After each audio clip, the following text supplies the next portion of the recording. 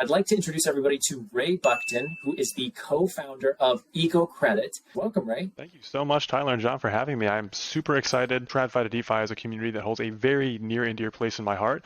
So super excited to jump right in, talk about anything and everything, what I'm working on, what you guys are working on, and just how we can make some magic happen. We're always making magic with you, Ray. There's some really cool synergies that you have brought to the group, and we're just really excited about a lot of your contributions. And we've been watching your career with great interest, as one of my favorite quotes in Star Wars, Emperor Palpatine says to Anakin, and I'm pretty sure your destiny is a lot more positive than maybe Darth Vader's was. So just to get us started, tell us what got you into crypto. I graduated from Appalachian State University here in North Carolina in 2014, and I was just green, fresh out of college, ready to go.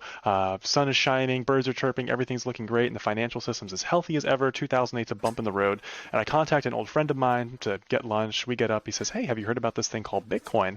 I said, "No, I haven't." So he kind of red-pilled me on Bitcoin, and as with many people, down the rabbit hole I go, learning about the global financial system, how everything kind of fits together to that end, and my major was actually history and political philosophy. So as you could imagine, I kind of broke open this geode of things you never learned in school, right? So I eschew the traditional financial system, close my bank account, and go and live in the woods. That's not what happened at all. Really, I just start going down the rabbit hole, reading what I can, learning what I can. This is 2014, so not too much information, just things are starting to bubble to the surface, and it's just an incredibly exciting journey. As now it's called stacking sats. Who knew that's what I was doing at the time? Win some, lose some. I'm not a Bitcoin multi-millionaire, anything of the sort, because sometimes you put them on centralized exchanges, and that centralized exchange owner runs off to China. Looking at you, Cripsy. But these sorts of things happen. You learn along the way. So it was an incredibly interesting and enjoyable and fantastic journey that I'm still very much on, and super excited to get other people down that rabbit hole as well. Now it's a bit more easy to navigate and a little bit less cumbersome now that we have wonderful individuals like you and John here putting out information to the wider audiences and communities. But that's just the long short of my journey there, minus a lot of speed bumps, hiccups, and wonderful things along the way.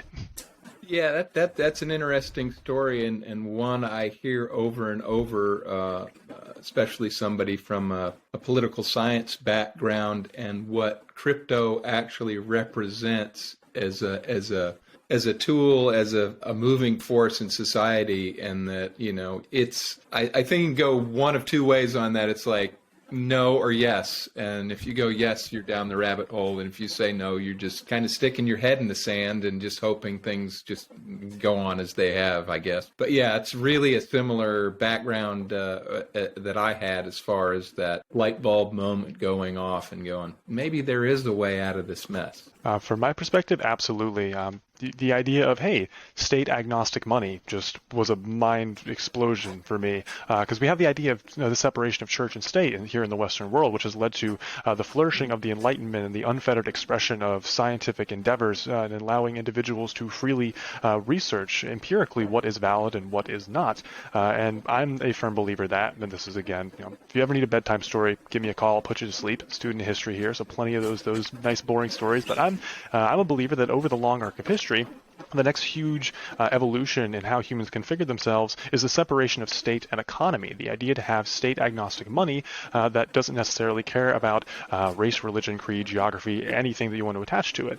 So it absolutely fascinated me, and so I wasn't so much sucked down the rabbit hole as I just Bugs Bunny, jumped down, zoop right down, willing, full force.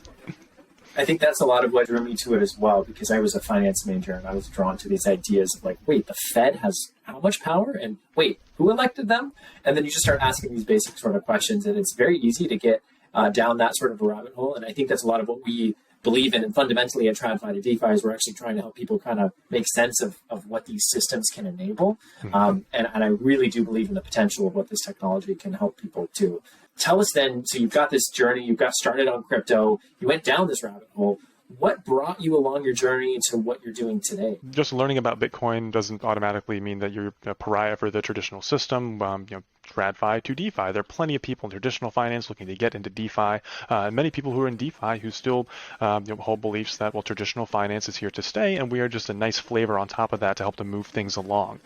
So what brought me down this journey is I actually started working in the traditional financial system, first as a just bank teller, and then eventually as a branch level auditor. where I would go and I would audit things, and it was a bit like watching paint dry, only if you could imagine if that's a little bit more boring even. And so I decided, I've accrued all this knowledge, and in all my free time, I'm just soaking up as much information as I can as it pertains to blockchain systems, just any kind of distributed systems, what's evolving in the culture here on the ground, etc. And I just provided immense value wherever I could. This is a bit before DAOs entered the mainstream. Of course, first big DAO 2015, you had the DAO hack, so kind of left a bad taste in everyone's mouth. But my actual start into working full time in crypto was jumping onto Fiverr, a freelancing platform, and just saying, hey, I'm a fine writer. History teaches you to write. I'm just going to start creating white papers, pitch decks, documentation, etc. for people, and provide extraordinary value as much as I can for an incredibly fair price, and see where it leads. And oh man, along that journey, I met amazing people who recognize that, hey, this guy has a knack for this kind of thing, and maybe he's underselling, maybe he can be of use in other aspects of a project, or maybe they can introduce me to some folk. And just by kind of fitting into there, that really mushroomed out into a full-time career working in crypto, and now as a co-founder, helping to found something that is actually facilitating huge social good that's predicated on the technology itself, which is something I'm personally incredibly proud of.